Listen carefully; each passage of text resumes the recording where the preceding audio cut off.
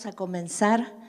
Me da mucho gozo volver a estar otra vez aquí con ustedes en la clase, en este tema tan importante, dificilito, pero como que el Señor nos quiere mantener así alertas, ¿no? Cuanto más estudio el libro de Apocalipsis veo que las cosas no son muy claras y a veces parece que sí, que no, pero como que lo que yo puedo entender es que el Señor nos quiere mantener siempre así, como una novia expectante, para cómo será esto, cómo va a ser, expectante, como no relajarnos demasiado, como, bueno, ya sé, las cosas van a ser así. Entonces, estamos siempre alertas y expectantes a los acontecimientos, pero sabemos seguro lo que es seguro, ¿no? Y a ver, lo que es bien seguro y 100% seguro es que Cristo es vencedor, que Dios Padre toma el control de toda la historia y como vamos a ver, sus hijos estamos en sus manos, sea lo que sea la forma que tú interpretes el Apocalipsis. Algunos interpretan que la iglesia va a estar en la tribulación, otros que no, pero yo pienso que sea que sí o que no, como lo interpretes, la iglesia va a estar segura en sus manos. Y lo que vemos hoy lo va a confirmar todavía, lo que vamos a ver, mejor dicho, más el domingo que viene, ¿no? Cuando veamos a los sellados y todo esos temas del capítulo 7 de Apocalipsis. Tenemos que tomarnos de los que ya seguro sabemos, de las verdades que hay en la Escritura, y de esas verdades partimos, ¿no?, a lo incierto. El Apocalipsis es un libro que está basado en imágenes, en simbolismo, entonces, pero no es simbólico. El acontecimiento en sí es real, la venida de Cristo es real, no es simbólica, como algunos creen. Los acontecimientos, si bien son reales, la forma de expresarlo y de enseñarlo es de mucha imagen y de forma con símbolos. Entonces eso también tenemos que tenerlo en cuenta y que lo hace más difícil de interpretar, no es tan directo, pero siempre para interpretar lo que sea en la Escritura vamos a tomarnos primero de las verdades que ya sabemos de Dios y a partir de ahí podemos interpretar mejor sin temor a equivocarnos mucho. Muy bien, abra su Biblia. Bueno, para hacer un repaso muy rápido, habíamos visto en el capítulo 4, si puede ojear así el capítulo 4, la sala del trono celestial. Se nos puso la piel de gallina cuando leímos la sala del trono celestial y ahí pudimos ver a Dios sentado en el trono. El trono es una expresión que se menciona muchísimo en el Apocalipsis. Y eso significaba algo tremendo para la iglesia en esa época, porque estaba el César allí como maltratándolos, ¿verdad? Estaba allí ese tipo de anticristo también, estaba allí ese imperio romano en la cabeza de ellos. Los cristianos ya comenzaban a morir por la causa de Cristo para la época de Juan, ya los apóstoles mismos habían muerto martirizados. Entonces, hablar del trono celestial indirectamente ellos les recuerda quién está sentado en el trono. No importa lo que tengas que sufrir ahora. Recuerda, ¿quién está sentado en el trono? Dios está sentado en el trono. Dios está en el trono y eso significa autoridad final. Y todo lo que pasa en este mundo Dios lo permite. Nada, ni Satanás se mueve, recuerdan la historia de Job, si Dios no se lo permite. Y si no, Dios dice, hasta acá llegaste, Satanás, hasta ahí llegaste. Entonces eso es importante tener en cuenta. Vimos la sala del trono celestial, se nos abrió el cielo para ver al Señor sentado en el trono. Era el capítulo 5, ¿recuerdan? En el capítulo 5 vimos cuando el Cordero, Jesucristo, toma el libro. Dios tiene un libro, el Padre tiene un libro. Recuerden que cuando hablamos del libro, hablamos de eso que está ahí en la imagen. No es un libro como el que usted conoce, la Biblia, sino es un rollo. Un pergamino, un rollo, eso era el libro para ellos, ¿verdad? Eso era el libro que existía en ese tiempo. Y estaba sellado con ¿cuántos sellos? 7. Muy bien. ¿Qué significaba el 7? Era el número completo, plenitud. Plenitud para el bien o para el mal, lo que sea, pero plenitud, como vamos a ver. Lo más completo, lo pleno. Eso es el símbolo del número 7. Los 7 sellos, en realidad, literalmente, un documento importante como un testamento se sellaba y el sello vendría a ser algo así como una apostille. Me lo imagino yo así, una apostille, si conoce lo que es, como algo así redondito, dorado. Bueno, pero estaba allí como algo bien, que nadie podía quitarlo. Y en el momento de abrirse el testamento, tenía que haber 7 testigos presentes para abrir esos sellos. Y bueno, sabemos que no se halló a nadie digno, ¿verdad? ¿Quién es digno?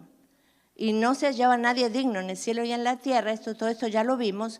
Solamente el Cordero, Jesucristo, dice, es digno. Él es el testigo, el único. No hacía falta 7 testigos, el testigo fiel y verdadero, Jesucristo. Entonces, estamos en el capítulo 5 haciendo un resumen. Dice, el león de la tribu de Judá, la raíz de David, ha vencido para abrir el libro y desatar sus sellos. ¿Qué significa el libro en sí? Alguien levante la mano para verlo con el micrófono. El libro, cualquiera de ustedes, mis hermanos, ¿qué contenía este libro? El que se va a abrir cuando se abran los sellos del Apocalipsis, ¿no? Sí, es el libro de las revelaciones, donde el Señor muestra todo lo que va a suceder. Perfecto, muy bien. El libro de lo que se va a revelar. En el tiempo venidero. Bien, lo que se va a ir revelando en el tiempo venidero y básicamente son esos juicios de Dios sobre la tierra, los grandes acontecimientos de la historia que están otra vez en manos de Dios. En este caso, Jesucristo es el único que puede abrir esos sellos. A mí por lo menos me produce mucha paz, mucha tranquilidad, saber que está en manos de Dios. No tenemos que temer a estos grandes acontecimientos porque ahora los vamos a ir describiendo. Nos pueden dar cierta cosita, ¿no?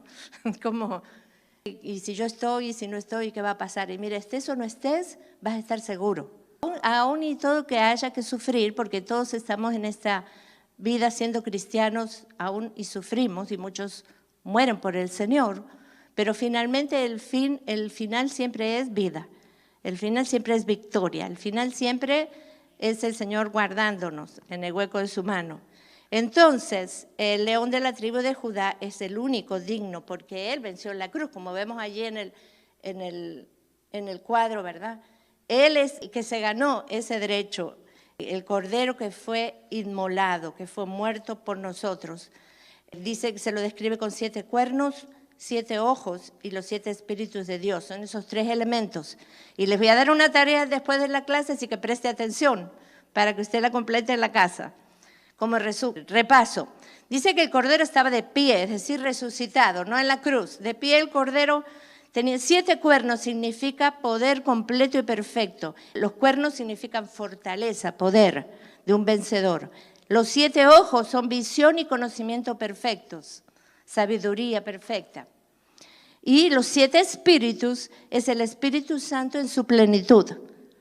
No es que hay 7 espíritus diferentes, es el espíritu, un espíritu, pero se refiere a la plenitud del Espíritu Santo. El Cordero toma el libro. Eso está también dicho en Daniel 7, ¿verdad?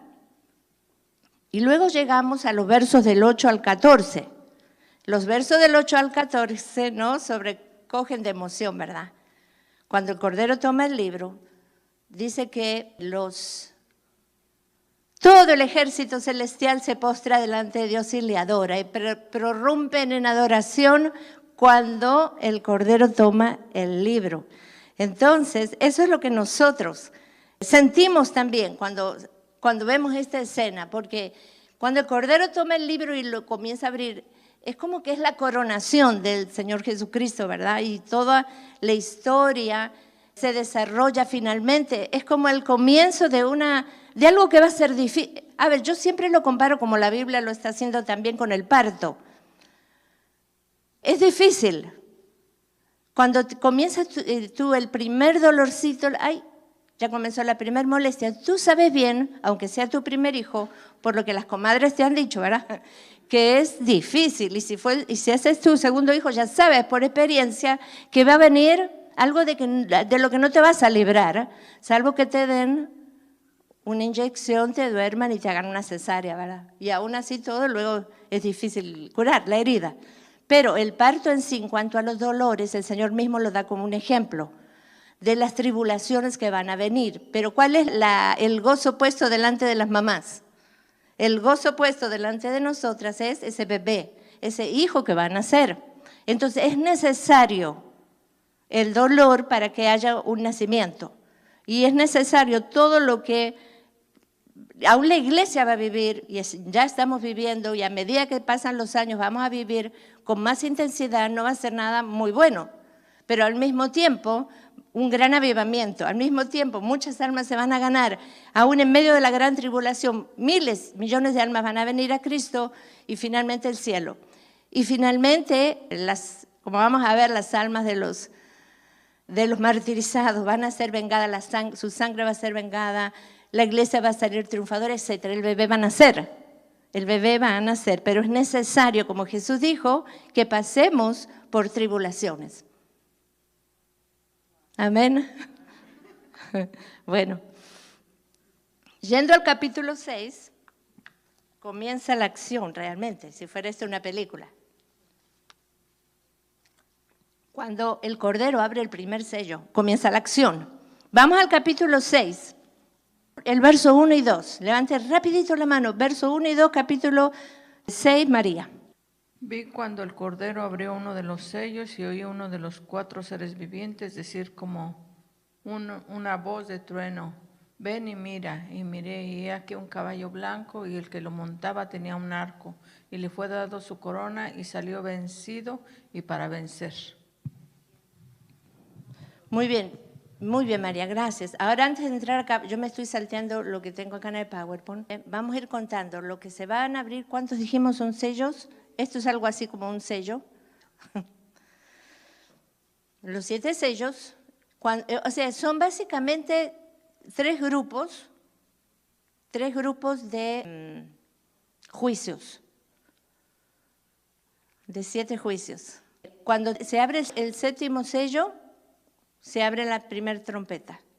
Van a ser 7 trompetas del juicio de Dios. Cuando se toca la 7ª trompeta, aquí estamos, el 7º sello abre la primera trompeta, ¿ok? 7ª trompeta abre la primera copa de la ira. Por eso hoy las hice negras. La 7ª copa de la ira es, diríamos, lo final. El final de la historia. Ahora entramos a los famosos 4 primeros sellos, que son los 4 caballos jinetes del Apocalipsis. Vamos al primero, que leyó mi hermana María. Dijimos de qué color era el primer caballito. Ahí lo tenemos. El caballo blanco es el primer sello, y dice el que lo montaba, ¿qué tenía? Tenía un arco en la mano y tenía una corona en su cabeza, y venía ¿para qué? Para conquistar, ¿verdad? El blanco es símbolo de paz. Entonces usted cuando ve este caballo dice, ¡ay, qué bonito! Qué bonito el caballito, y el que lo monta es un rey. ¿A quién se parece? A Jesús, ¿cierto? Todos coinciden que se parece a Jesús, ¿cierto? En el capítulo 19 de Apocalipsis habla que Jesús va a venir montado en un caballo blanco. Y ahí está que muchos piensan que que es el primer sello, este caballo blanco es Jesús. Pero como que no nos coincide eso, porque estamos hablando que cuando se abren los sellos, ¿quién lo abre? Jesús.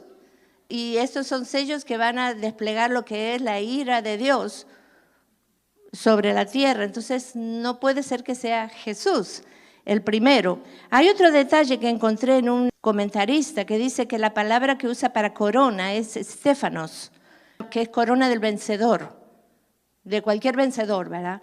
En el capítulo 19 la palabra griega que usa es diadema. O sea, para nosotros en el español siempre usa corona, pero para ellos era diferente Estéfanos, que diadema es la corona real, la corona de un rey, que no es la del capítulo 6. También, como vimos en este capítulo de los sellos, se nos habla de desastres o juicios de Dios. Ahora, conociendo lo que hemos ya visto, recuerdan en el libro de Daniel, y lo que vamos a ver más adelante en Apocalipsis, y aún en este capítulo, este jinete no coincide con Jesús, sino ¿con quién? Con el otro, con el anticristo. Por eso que cuando lo vemos, hasta nosotros decimos, este es Jesús, y muchos dicen, es Jesús. Tal va a ser el engaño, ¿no es cierto? Que imita al Mesías, porque el blanco es paz, y así va a venir el anticristo, con engaños, con paz. Es decir, recuerden el pacto con Israel, de unir Israel, ese pacto de paz con los pueblos árabes, con Palestina, que se está procurando. Ahora parece que es todo lo contrario en este tiempo, ¿verdad? Pero posiblemente se esté preparando el escenario cuando ahora hay tanto conflicto para que surja un líder político que diga, vamos a ver, ¿cómo podemos hacer la paz entre palestinos y judíos? Entonces tenemos que siempre prestar atención a cualquier líder político. Este jinete, yo interpreto esto, que es un líder político muy carismático, va a venir con paz, aparente paz.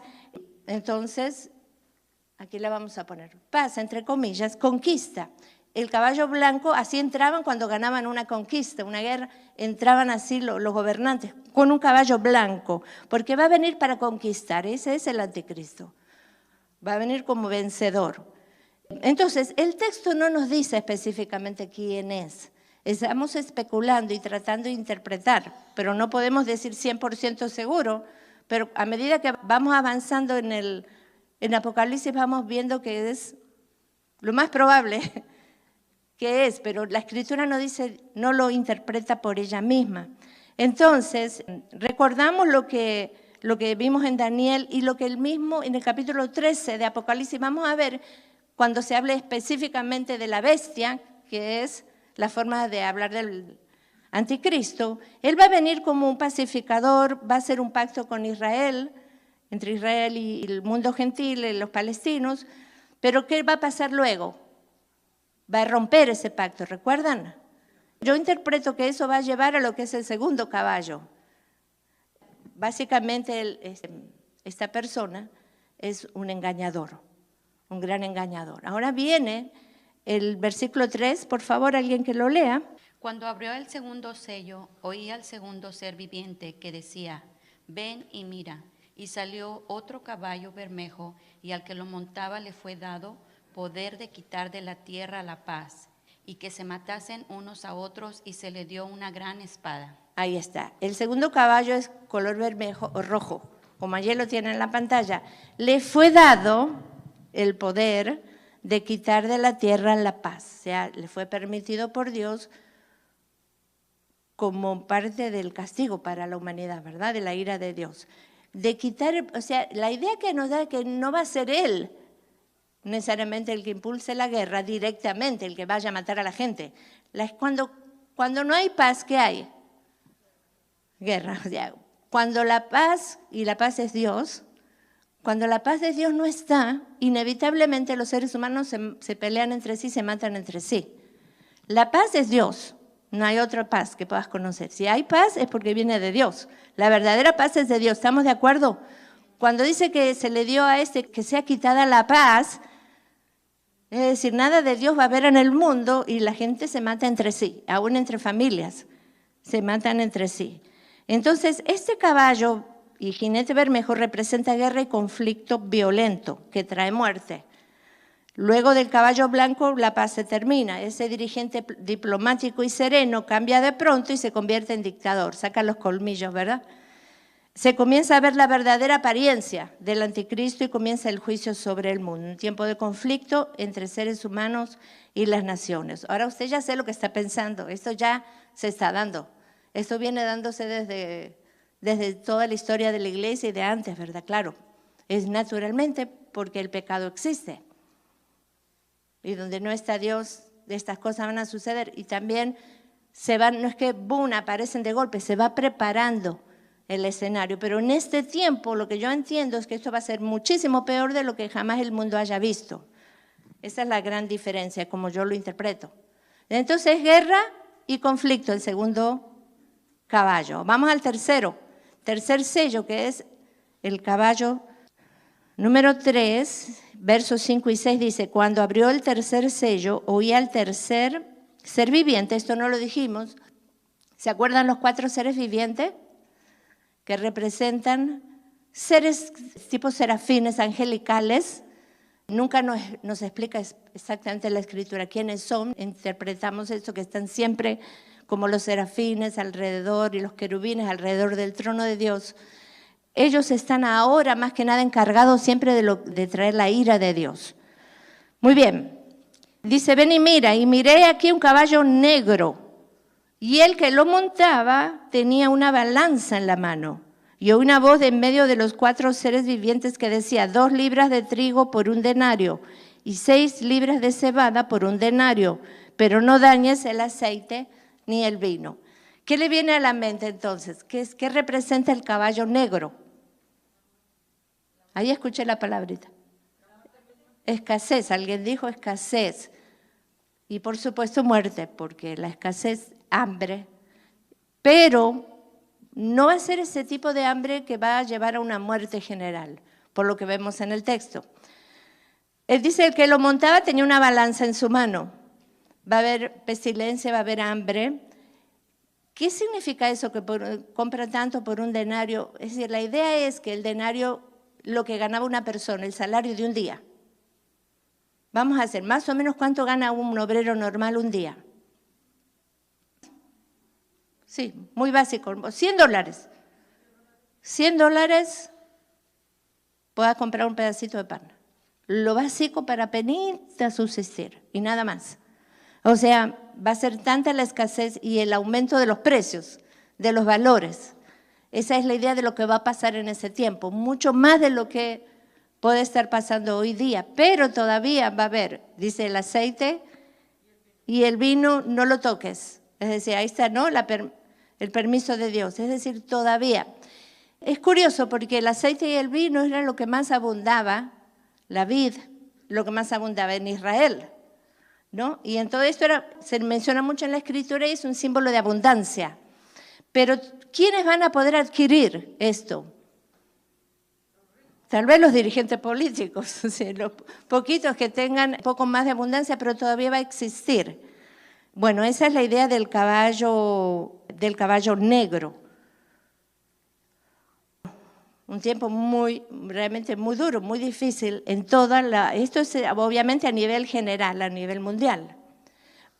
Finalmente, vamos a los siguientes versículos. El 4º sello, versos 7 y 8. 4º sello. Cuando abrió el 4º sello, oí la voz del 4º ser viviente que decía, ven y mira.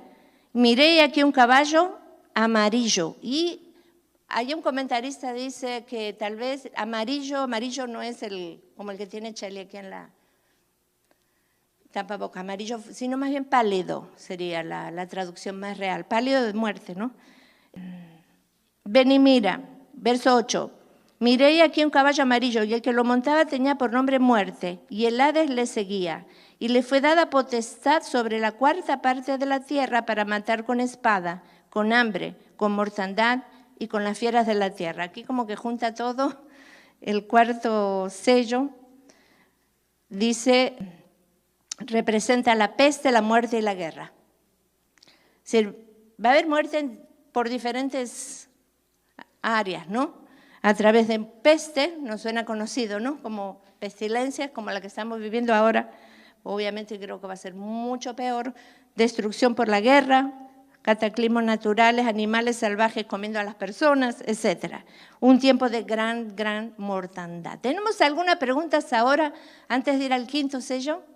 Ya pasamos lo que son los 4 caballos. Pero también en ese tiempo va a ser cuando dice la Biblia que los padres se comerán a los hijos y los hijos a los padres, ¿o no? Lo dicen allá en uno de los profetas, ¿verdad? Eso sucedió literalmente en Israel. Y creo que a eso se refería más que nada en primer lugar. Y puede ser que suceda también aquí. Ya. ¿Otra pregunta? Juan no está hablando de algo, o el Señor no le está mostrando algo que nunca vio, o que nunca vivió, o nunca vivimos. Porque a todos nos resulta conocida esta historia, ¿o no? El mundo ha vivido guerras, nosotros creo que casi no. Después de la Segunda Guerra Mundial, Guerra del Golfo, ya no eran mundiales por lo menos. Pero sí las hemos oído, nuestros padres o abuelos nos han contado, ¿verdad? Hay guerras, ahora mismo vemos guerras parciales, ¿no? Como en Israel, batallas, hay muertes por pestes, hay pobreza extrema, hay dictadores. Son pequeños anticristos y son pequeños muestras gratis de lo que va a ser en ese tiempo, de los últimos tiempos. Se va preparando el escenario, como decía alguien que yo conozco. Se va preparando el escenario. ¿O no? O sea, no es que boom, de golpe. Para Juan y todos los oyentes no fue como algo desconocido. ¿Pestes? ¿Qué es eso de pestes? Ya ellos vivían el tiempo. Si leemos la historia, había muchas pestes en el tiempo que vivió Jesús. La gente, la ciencia no estaba avanzada, la gente moría temprano. Ya llegar a los 50 años eras un anciano decrépito. Moría joven la gente. ¿Por qué? Porque ellos conocían esto, pero la idea es de que esto va a ir sucediendo en grado muchísimo más grande. Muchísimo más de lo que tal vez podamos imaginar, y cada vez va a ser peor y peor y peor. Yo creo personalmente que antes que Cristo venga a llevar a su iglesia también, cada vez las cosas se van a ir empeorando, porque el escenario va a ir, y el mundo se va preparando para todas estas catástrofes. El pecado va en aumento, también la ciencia va en aumento. Todo coincide con la Escritura dice, coincide con lo que Jesús profetizó en Mateo, ¿recuerdan? 24. Los que hemos vivido tal vez un poquito más, no le podríamos preguntar esto tanto a los niños o a los jóvenes, pero ya podemos ver cómo las cosas van aumentando de peor en peor. Y la ciencia es buena, es mejor, pero también es parte de la profecía. Me llama la atención cuando dice que el mundo se va preparando, Sí. No logro comprender a su extensidad la frase. A ver. O sea, ¿cómo se preparará el mundo? Que las cosas cada vez están peor, la situación climática, todo va a ser como que casi naturalmente coincide con la profecía bíblica, coincide con lo que Jesús dijo, pero dice, pero aún no es el fin. Van a haber guerras, rumores de guerra, van a oír catástrofes naturales, terremotos. ¿Se acuerda que Jesús mencionó? Y sí, decimos, cada vez que hay un terremoto yo oigo que la gente dice, ya estamos en la tribulación, en la gran tribulación, ya viene Cristo. Y yo digo, bueno, no necesariamente, hay terremotos desde cuántos años antes que nosotros naciéramos. Pestes. Alguien puso en Facebook que había una familia sacándose una foto con la peste española que fue ¿en qué año? La peste española, principios del siglo XIX. Y estaba la familia sacándose una foto, todos con tapabocas. Eso fue más de 100 años atrás o 100 años atrás. Ellos deben haber pensado que ya Cristo venía, por lo de las pestes, pero pasaron 100 años y Cristo todavía no vino. A eso me refiero, pero van a seguir pasando. Jesús lo dijo, van a huir de terremotos. No piensen que es el fin, van a huir de guerra, van a huir de pestes. No piensen que todavía es el fin, todavía no. Tienen que pasar otras cosas primero. En la venida del anticristo va a ser ese pacto con Israel y Palestina. Ese es el punto clave para mí. Ahí empieza ya. Miren, hermanos, si logran ese pacto de paz entre Israel y Palestina, ya sabemos que comenzó. Sí, eso sí, creo que cuando decimos el escenario se va preparando, es como cuando vas a presentar una obra de teatro y vas poniendo todos los elementos hasta dar a conocer la obra. Entonces creo que cuando decimos… los actores se preparan. Exacto, entonces creo que así es esto. Todo el mundo, cuando decimos el mundo se está preparando, cada elemento del cual nos habló Jesús, del cual nos habla la Escritura, el Apocalipsis y todo, creo que del principio al final todos los elementos van coincidiendo en el tiempo, en el momento, con los personajes o las personas y todo. Y como decía hace rato, pestes, y a veces eso decimos, ¿no? Pestes siempre ha habido esto, siempre. Sí, pero no coincidieron en el tiempo, en este tiempo o en la generación de la cual Jesús está hablando, ¿no? Exacto. No va a pasar esta generación hasta que todos estos acontecimientos vayan pasando. Y creo que sí es un efecto dominó, como usted lo acaba de decir, ¿no? Yo lo puedo entender así. Una cosa, así como se abrió el último sello y le dio paso al siguiente creo que es un efecto. Dominó. Una cosa va a traer la otra y yo también pienso eso, que va a ser así. Una vez que comience… No para más, como los dolores de parto. Una vez que comienza, no termina hasta que das a luz. Esto es lo mismo, una cosa va a llevar a la otra y cada vez va a ser más intenso. ¿Está claro, mi hermano? ¿Sí? Sí, yo también trato de entender porque… Sí. Probablemente que nos estemos preparando mentalmente y pues sí nos vamos a sorprender, pero ya lo sabemos. Ya lo sabemos. Y otra cosa, usted dijo que cuando hagan pacto de paz, Sí. Israel y Palestina, entonces ahí empieza luego a venir el anticristo.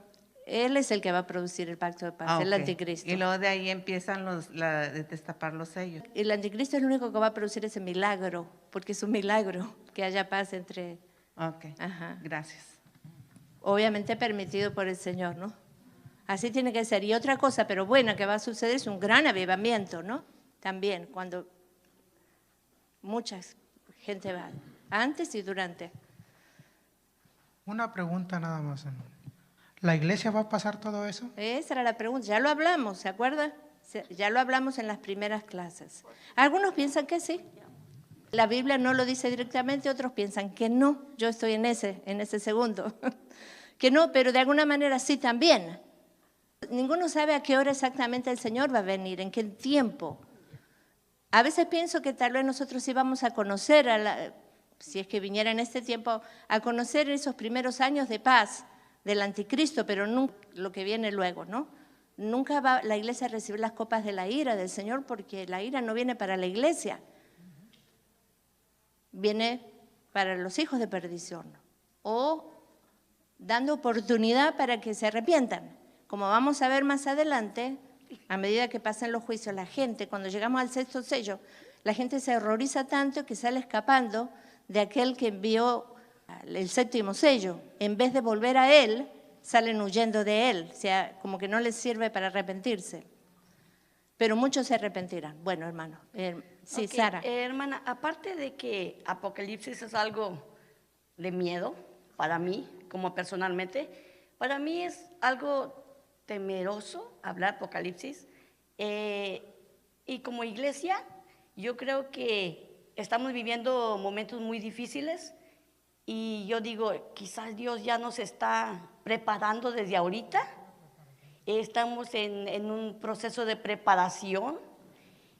Yo creo que la iglesia en sí, yo creo que sí va a pasar algo, porque lo estamos viviendo ahorita y el Señor no ha venido. Exactamente. Entonces, yo digo, entonces la iglesia sí vamos a tener algo como estamos viviendo ahorita, no tan fuerte, pero quizás el Señor, no sé, yo en mi ignorancia yo digo, Señor, ¿vas a venir por nosotros cuando ya no soportemos más? ¿O Sí. qué es lo que va a pasar? La iglesia está en lo cierto, tuvo tribulación desde que el Señor ascendió a los cielos. Y antes, porque ya Jesús fue escupido y maltratado y por supuesto muerto en la cruz. Esa fue la primera prueba, ¿no? Y el Señor dijo, en el mundo van a tener aflicción. Los que verdaderamente somos de Cristo, inevitablemente no la pasamos demasiado bien. Si oyes que la pasas demasiado bien, porque estás tal vez demasiado en la corriente del mundo, va a haber muchos tipos de tribulación, pero nosotros no tenemos idea de lo que es la tribulación. Debemos mirar a la gente que murió, comenzando con los apóstoles que fueron martirizados por Cristo, el apóstol Pablo, todos. Y desde antes los profetas, desde antes de Cristo ya venía la prueba, ¿no? A lo largo de la historia, en el tiempo de la Reforma, con Lutero y todos los demás, Lutero no fue martirizado, pero los demás sí, los reformadores fueron todos martirizados. ¿Y eso qué es? Eso es tribulación, pero no es la gran tribulación, que es diferente del último tiempo. Aún no es el fin. En el mundo tendréis aflicción, pero no es el fin. Ahora, en cuanto a temer al Apocalipsis, estos acontecimientos, en alguna manera es natural, porque es algo desconocido, le tememos siempre a lo desconocido. Y claro, a nadie le gusta hablar de los caballos y del cataclismo que va a venir y las estrellas caerán del cielo. Te da un poquito de temor, cierto temor, pero cuidado con eso. Tenemos que tratar con eso. Si estamos seguros en el Señor, porque si no, ni queremos hablar del Apocalipsis. La idea es todo lo contrario, es victoria. Jesucristo da la victoria a la iglesia, viene por su novia y viene a defender a su novia. Piensa en eso cada vez que leas el Apocalipsis. No te pongas del lado, y digo a todos en general, del lado de la película de terror y de todo esto que va a pasar y que va a sacarnos. Al contrario, Él viene a defendernos, Él viene a hacernos justicia y a llevarnos con Él. Amén. Vamos a ver, me quedé un poquito, pero qué bueno porque hay preguntas y eso es bueno. El quinto sello, antes ya de terminar, Es bien diferente. Es como que algo que viene del diablo, más que del Señor, pero que el Señor lo permite, porque representa justamente la tribulación que van a pasar aquellos del Señor que estén en ese tiempo. Las almas debajo del altar. Cuando abrió el quinto sello, vi debajo del altar las almas de los que habían sido muertos por causa de la palabra de Dios, por el testimonio que tenían, y clamaban a gran voz diciendo: ¿hasta cuándo, Señor, santo y verdadero, no juzgas y vengas nuestra sangre en los que moran en la tierra? Y se les dieron vestiduras blancas y se les dijo que descansasen todavía un poco de tiempo, hasta que se completara el número de sus consiervos y sus hermanos que también habían de ser muertos como ellos. Bueno, literalmente las almas no están debajo de algún altar. Es la idea tomada del antiguo tabernáculo o el templo, cuando se echaba la sangre en el altar. ¿Recuerdan? En el pie del altar, la sangre del sacrificio. Y la sangre para ellos es el alma de la persona, la vida estaba ¿dónde? En la sangre. Entonces la vida o las almas, la vida de esos mártires, justamente al hablarnos de altar, nos habla de sacrificio, son los que murieron por Cristo. Y posiblemente represente a todos los que murieron por Cristo en todas las épocas y a los que van a morir en la época de la tribulación también. ¿Quiénes? Bueno, ahí lo vamos a ver el domingo que viene. Tanto judíos como gentiles que se entreguen a Cristo, pero en su mayoría judíos, va a ser el gran avivamiento. Todo Israel será salvo. Recuerde lo que dice en Romanos 11, y ya lo hablamos de esto, todo Israel será salvo, ¿no? Después que haya pasado el tiempo de los gentiles. ¿Se entiende esto? En el tiempo, ese último tiempo de tribulación, sí, va a haber gran tribulación para el pueblo de Israel, pero todo Israel será salvo. Pero aquellos que murieron claman por venganza, y esto tal vez nos suene feo, como un cristiano clama por venganza, pero es algo natural, y tal vez es algo que está reclamando la promesa de Dios también, ¿verdad? Está reclamando. Bueno, el sexto sello es terrible. El sexto sello, lo terminamos de ver el domingo que viene, describe los disturbios cósmicos de la ira de Dios. Mire cuando se abrió el sexto sello y aquí hubo un gran terremoto, el sol se puso negro como tela de silicio y la luna se volvió toda como sangre. Las estrellas del cielo cayeron sobre la tierra como la higuera deja caer sus higos cuando es sacudida por un fuerte viento. Y el cielo se desvaneció como un pergamino que se enrolla y todo monte y toda isla se removió de su lugar. Y los reyes de la tierra y los grandes, los ricos, los capitanes, los poderosos y todo siervo y todo libre se escondieron en las cuevas y entre las peñas de los montes y decían a los montes y las peñas: caigan sobre nosotros y escondernos del rostro de aquel que está sentado sobre el trono y de la ira del Cordero. Es decir, están reconociendo de quién venía esto, pero en vez de volver a él, se esconden de él. Es muy llamativo. Dice, porque el gran día de su ira ha llegado, ¿y quién podrá sostenerse en pie? Y esa es la pregunta que les dejo, que la vamos a resolver el domingo que viene. ¿Quién podrá sostenerse en pie frente a esto? Lean el capítulo 7, por favor. Son los famosos 144,000 sellados y todo lo que sigue luego, ¿no? Todo el capítulo 7, por favor. Lea el capítulo y ponga su opinión. ¿Estamos bien? Y lo hablamos el domingo próximo. Dios les bendiga. Y si Cristo no viene antes, por supuesto, ¿no?